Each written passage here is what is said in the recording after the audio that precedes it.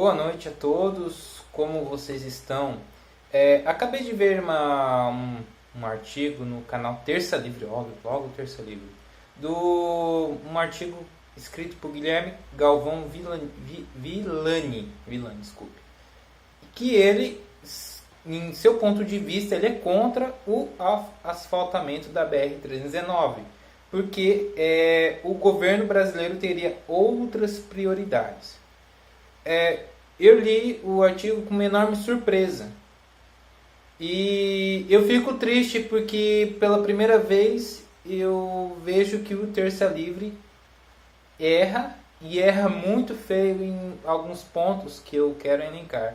O primeiro erro que eles colocam em uma imagem de uma estrada que não é a da 319. Eu acredito que no site deveria ter uma imagem de satélite da 319, não de outro local.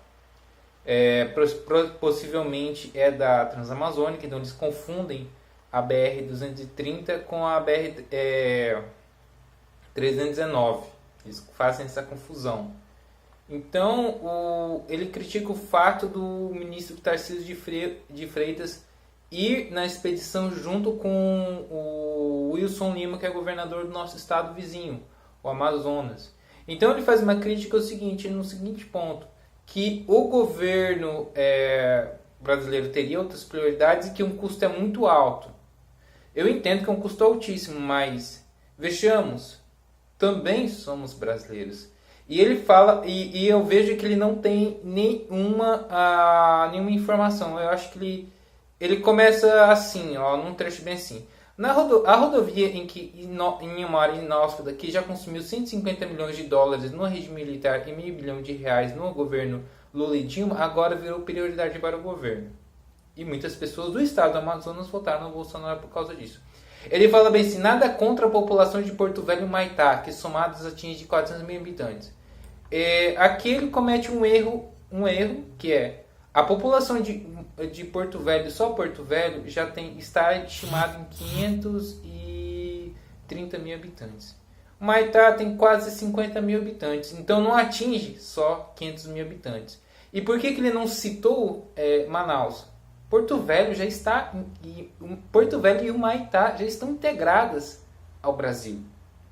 Existe acesso com o asfalto melhor que na 364 até o município de Humaitá, no Amazonas.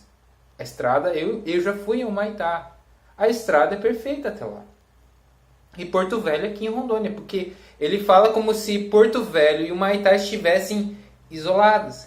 Então ele já começa o artigo falando, não, ele deveria ter falando de Manaus, que é a capital. Então ele já comete um erro que eu acho que é grave. Aí ele fala bem, se certamente a falta de uma ligação decente até Manaus inviabiliza o acesso aos produtos da Zona Franca, mas vale a pena o custo? Se já existe a Zona Franca, facilitaria o escoamento desses produtos. Claro que vale a pena o custo. É a facilitação da escoamento de produtos. E vamos mais além. Existe já o escoamento inverso, que é da soja do Mato Grosso e de parte do estado de Rondônia, que tem dois caminhos. Um é a BR-163, que desemboca em Santarém, que também tem um trecho que merece atenção, e até Porto Velho, que escoa de balsa pelo Rio Madeira. E vejamos que isto tem importância ao PIB. E o tempo que se gasta até a balsa sendo escoada, a carreta poderia continuar o trajeto mais rápido até Manaus. Ou seja, ela ganharia tempo. E eu até sou a favor que houvesse uma ferrovia. Uma ferrovia até Porto Velho, que essa ferrovia não sai do papel. E existiria também, se pudesse, criar uma ferrovia paralela na 319, ou no lugar da 319. A 319 fosse transformada numa ferrovia. Eu não seria contra isso, não. Seria até perfeito, no meu ponto de vista. Porque o problema do Brasil, que o Brasil ele é modal rodoviário. Olha o que passamos durante a greve dos caminhoneiros, porque como o Brasil só está praticamente atrelado ao rodoviário, se os caminhoneiros pararem, o Brasil para. A gente vira uma mini Venezuela. A gente teve uma amostra, um trial, né, de uma Venezuela, faltando produtos, porque os produtos vêm até nós por carretas. Então, o modelo ferroviário seria muito mais eficiente. Não falo pela questão de greves, de não sei do que. Seria mais rápido, exigiria menos recursos humanos e os custos seriam barateados. Porque o custo de você trazer um produto do Rio Grande do Sul até a região norte, por carreta, é muito alto. Porque você tem que pagar o frete, o caminhoneiro também ele tem um custo do seu veículo, de combustível, de manutenção. Nossas estradas brasileiras requer atenção e elas estão, às vezes são negligenciadas. Você vê trechos de... Aqui em Rondônia, a 364 tem lugares que é uma porcaria. E ele fala assim: o ministro justifica a obra no ponto de vista militar. Entendo que a obra pode trazer benefícios, mas se governar é eleger prioridades. Eu particularmente teria restrições em dar uma prioridade a uma obra dessas.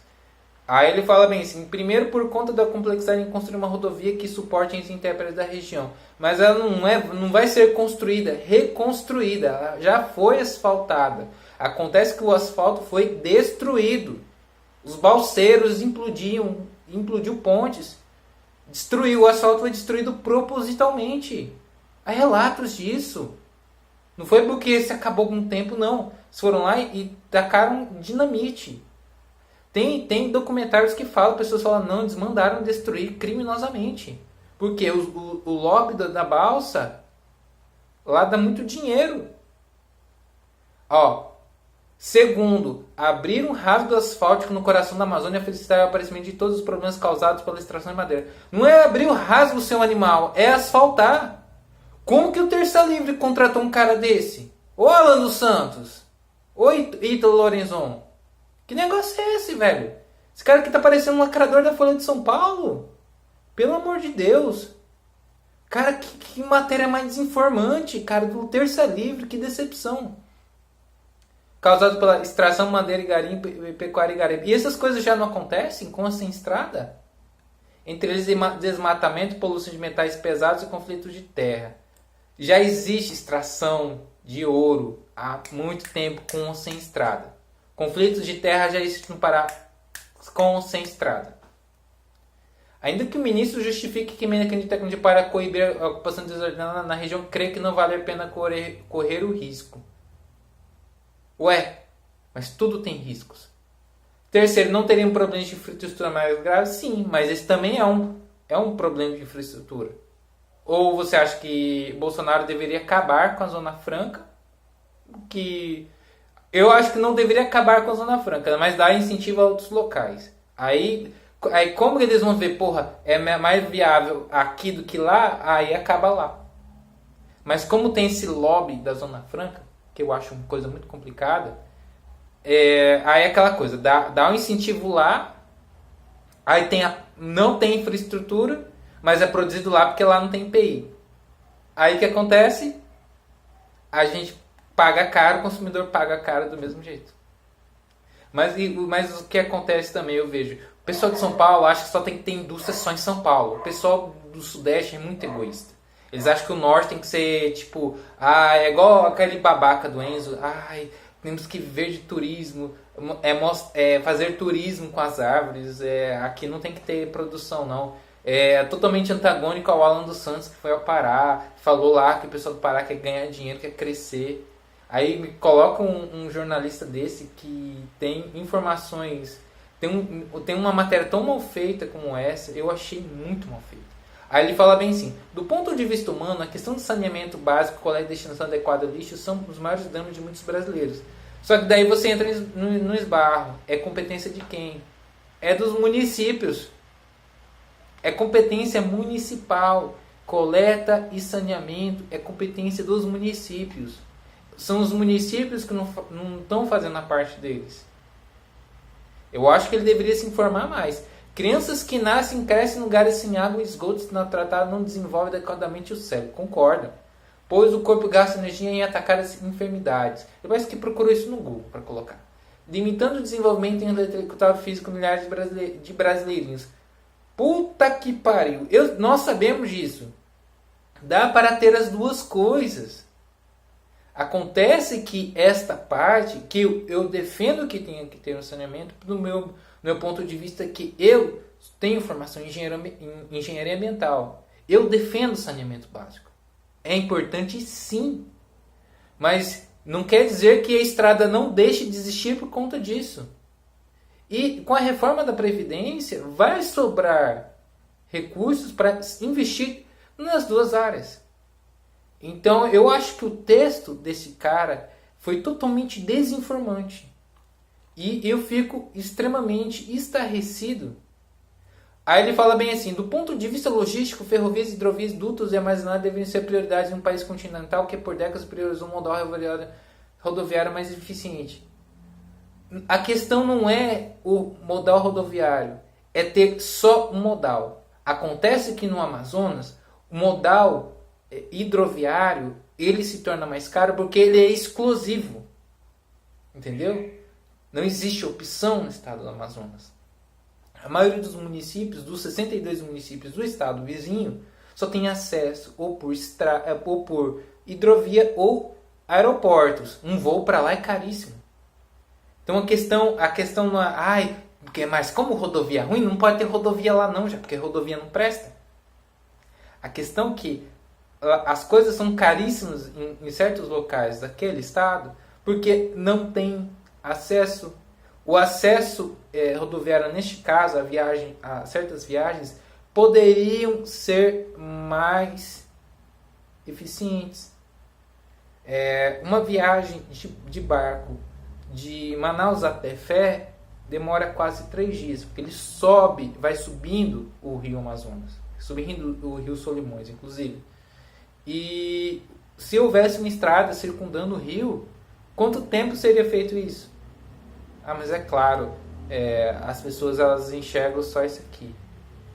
Aí ele falou, o ministro Tarcísio Freitas está fazendo um bom trabalho, mas priorizar a construção desse estrado me parece desperdício de tempo e dinheiro, além do enorme potencial de prejuízo ambiental. Ao que ele coloca fontes, Folha. Pelo amor de Deus, vou até colocar.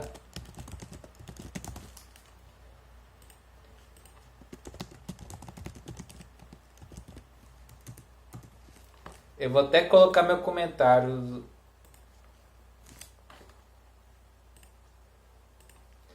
Que merda.